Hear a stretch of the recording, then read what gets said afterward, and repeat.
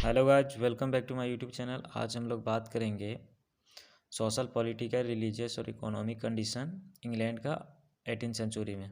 18वीं शताब्दी में social condition, political और रिलीजियस और इकोनॉमिक कंडीशन कैसा था इंग्लैंड का, उसके बारे में बात करेंगे। तो चलिए बात करते हैं। England is a part of United kingdom. England United kingdom का पार्ट है, अभी भी है, पहले भी था। It is the one of the most popular development and powerful country. यह एक मोस्ट पॉपुलर डेवलपमेंट और पावरफुल कंट्री में से एक है, मतलब प्रसिद्ध, विकसित और शक्तिशाली देश में से एक है। It's national language is English. इसका जो नेशनल लैंग्वेज है, राष्ट्रीय भाषा है, वो इंग्लिश है। It has a long history. इसका एक लंबा इतिहास है, पुराना इतिहास है। It was a country that had insult almost all the countries. एक ऐसा देश था जो लगभग सभी देशों को अपना गुलाम बनाया हुआ था। It is still a development country as before. ये पहले के जैसा आज भी डेवलपमेंट कंट्री, एक विकसित देश है। Many changes took place in this country after the 18th century. 18वीं शताब्दी के बाद इस देश में बहुत सारे चेंजेस हुए, बहुत सारे परिवर्तन हुए। And it's social, political, religious and economic condition also change. और इसका सोशल, पॉलिटिकल और रिलीजियस और इकोनॉमिक कंडीशन भी चेंज हुआ। बिफोर द 18th सेंचुरी, 18वीं शताब्दी के पहले, इन 17 एंड 16 सेंचुरी, मतलब 16वीं और 17वीं शताब्दी में, सम कंट्रीज ऑफ यूरोप के कुछ देश started to publicise religion and doing business. तो यूरोप के कुछ देश 18वीं शताब्दी से पहले, मतलब 16वीं और 17वीं शताब्दी में अपने रिलीजन का प्रचार करना, मतलब अपने धर्म का प्रचार करना और बिजनेस करने के लिए इन सम कंट्री, कुछ कुछ अगल बगल के जो देश थे वहाँ गए, with the help of their navy, अपने जो नेवी, नौसेना के हेल्प से। Gradually business started increasing. धीरे धीरे बिजनेस है वो मतलब इंक्रीज करने लगा। And the importance of agriculture decrease. और जो कृषि का जो महत्व था वो घटने लगा, कम होने लगा। In this time people were most influenced by the American and French revolution. और इस समय, मतलब 18वीं शताब्दी में, जो वहाँ के लोग थे इंग्लैंड के, वो अमेरिकी क्रांति और फ्रांसीसी क्रांति से बहुत ज़्यादा प्रभावित हुए। इन दिस सेंचुरी, इस सेंचुरी मतलब 18वीं शताब्दी में, इन 1733 ईस्वी में, James invented flying shuttle. James मतलब आविष्कार किया फ्लाइंग शटल का। And James Hargreaves invented jenny, spinning jenny है यहाँ, थोड़ा सा स्पेलिंग छूट गया था एक word, spinning jenny.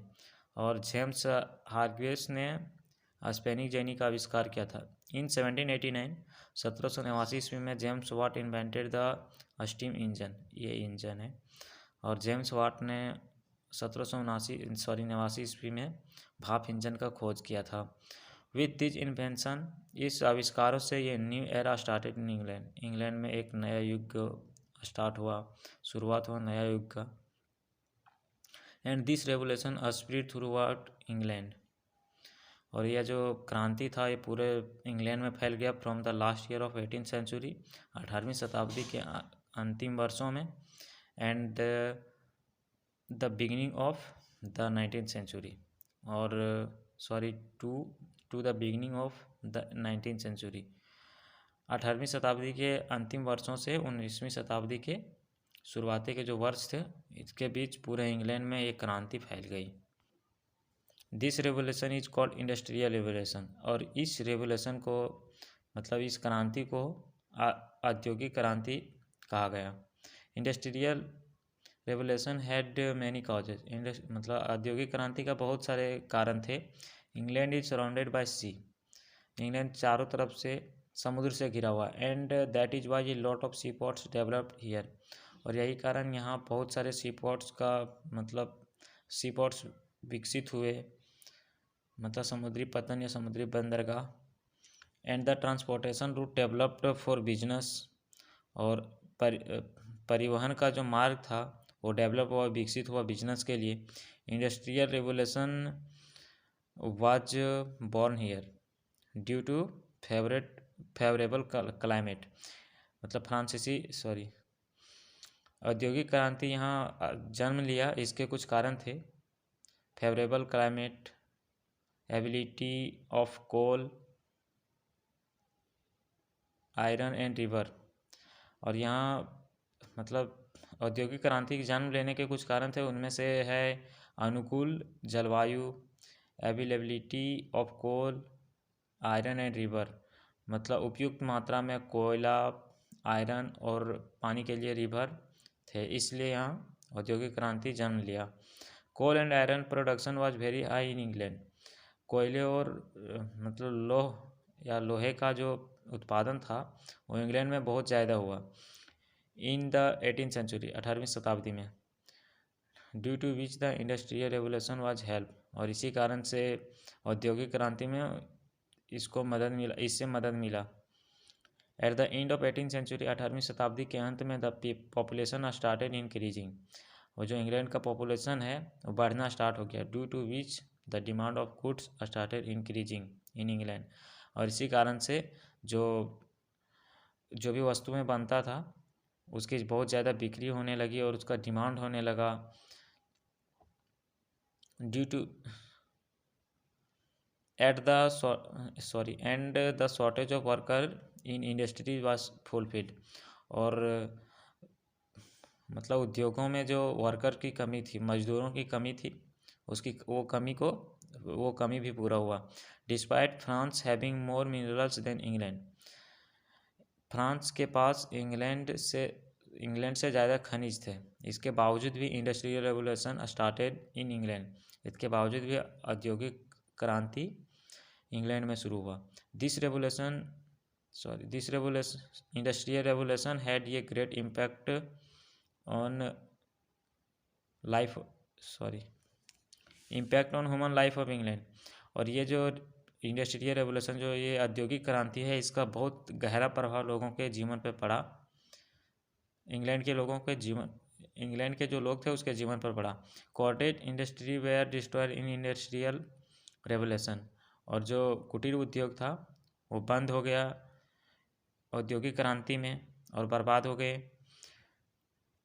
Due to 1 lot of people become employed, और इसी कारण से लगभग 1 लाख लोग जो थे वो बेरोजगार हो गए। Paper money is a production of industrial revolution, और जो पेपर मनी है, कागजी मुद्रा है, वो इसका उत्पादन है, औद्योगिक क्रांति का एक उत्पादन है। इंडस्ट्रियल रेवोल्यूशन ब्राउट अबाउट, जो औद्योगिक क्रांति था उसको ला गया था, और उसने लाया about changes in the method of production, मतलब उत्पादन के जो भी मेथड्स थे उसमें चेंजेस लाया। And there was a significant improvement in the economic condition, और and there was a significant improvement, और वहाँ एक महत्वपूर्ण सुधार हुआ। In the economic condition of European society, अब जो इससे पहले बात की वो सामाजिक कारण था, मतलब सोशल कंडीशन था। अब इकोनॉमिक कंडीशन पे आते हैं, जहाँ पैराग्राफ चेंज हुआ इसके पहले वाले पेज में, वहाँ से। इन the economic condition of European society, अब यूरोपियन सोसाइटी का इकोनॉमिक कंडीशन बिकम बेटर, अच्छा हो गया। Since they started exporting A lot of thing, क्योंकि ये सब लोग थे वो भारी मात्रा में एक्सपोर्ट करने लगे, निर्यात करने लगे सामान का, जो बनाया जाता था, जो चीज़ बनाया जाता था। Due to the good economic condition, अच्छे इकोनॉमिक कंडीशन होने के कारण दे स्टार्टेड लिविंग वेल, वो अच्छे तरह से रहने लगे। स्पेशली द कैपिटलिस्ट क्लासेस, खास करके पूंजीपति वर्ग के जो लोग थे वो अच्छे तरह से रहने लगे, अच्छे तरह से ज़िंदगी जीने लगे। And now England become a wealthy country, और अब इंग्लैंड एक अमीर देश बन गया था, धनी देश बन गया था। And many wealthy person become landlord, और जो बहुत सारे लोग थे, जो धनी आदमी थे, वो ज़मींदार बन गए थे। Many people settle in the city, और बहुत सारे लोग पैसे मतलब होने की वजह से ज़्यादा पैसा हुआ तो बहुत सारे लोग इंग्लैंड के जो शहर थे उसमें बस गए। अब इसके पहले सोशल कंडीशन हुआ, ये इकोनॉमिक कंडीशन। अब यहाँ से रिलीजियस कंडीशन, 18वीं शताब्दी में जो भी रिलीजियस कंडीशन था इंग्लैंड का, वो उसके बारे में बात करेंगे। In the 18th century the religious condition of England is not good. 18वीं शताब्दी में जो धार्मिक स्थितियाँ थी इंग्लैंड का, वो अच्छा नहीं था। Several priests associated with John वेल्से, Charles Simons and John Newton fuelled new religious fervour. ये सब जो लोग थे, जॉन वेल्से, चार्ल्स साइमंस और जॉन न्यूटन, इससे जुड़े कई पुजारियों ने धार्मिक उत्साह का बढ़ावा दिया। Despite attempts at reform the church hold on English religious life began to decline. और सुधार के प्रयास के बावजूद चर्च ने अंग्रेजी धार्मिक जीवन पर पकड़ नहीं बना पाया, और पकड़ बनाने से इसको रोका गया। पीपुल लाइक विल्बरफॉर्स, मतलब विलियम विल्बरफॉर्स के तरह लोग फाउट बैटल फॉर धर्म के लिए अनेक लड़ाइयाँ लड़ा। This people publicise religion all over the country. और ये सब जो लोग थे वो अपने धर्म का प्रचार पूरे देश में किया। दिस पीपुल री इनेक्टेड द इंसिएंट वर्शिप सिस्टम, और चर्च में प्राचीन पूजा प्रणाली शुरू किया गया। Religious education started in churches, और चर्चों में जो धार्मिक शिक्षा है उसको स्टार्ट किया गया था। अब इसके बाद है political condition. In the same time, इसी समय 18वीं शताब्दी में George first was reigning in England, और जॉर्ज फर्स्ट उस समय राज कर रहा था। George first started in the peaceful era, और जॉर्ज फर्स्ट अपना जो राज्य का शुरुआत किया था, राज्य चलाना स्टार्ट किया था, पीसफुल मतलब शांतिपूर्ण तरीके से स्टार्ट किया था। Which only dissolved on the Scottish revolt. सिर्फ एक ही बार विद्रोह हुआ था, वो भी हुआ था स्कॉटलैंड से एक बार विद्रोह हुआ था। बिफोर दिस पीरियड, इस पीरियड से पहले, there was not prime minister, वहाँ कोई प्राइम मिनिस्टर इंग्लैंड में नहीं हुआ करता था। But man Walpole took over ये मिनिस्टर, जब वालपोल मिनिस्टर वहाँ का बना, मंत्रिमंडल में जब वो सम्मिलित हुआ, जब मंत्री बना, he practically become the prime minister, तब वो प्राइम मिनिस्टर प्रैक्टिकली रूप से बन गया। जॉर्ज सेकेंड, जिसका एरा था 1727 से 1760 तक। In this time there was peaceful before 1739। इसके जब ये राज कर रहा था, इस समय अच्छी तरह से मतलब शांतिपूर्ण तरीके से ये राज चला रहा था 1739 ईस्वी से पहले। During the reign of George second के जो भी कार्यकाल था, जब वो राज कर रहा था, Walpole continue to hold the minister till 1742।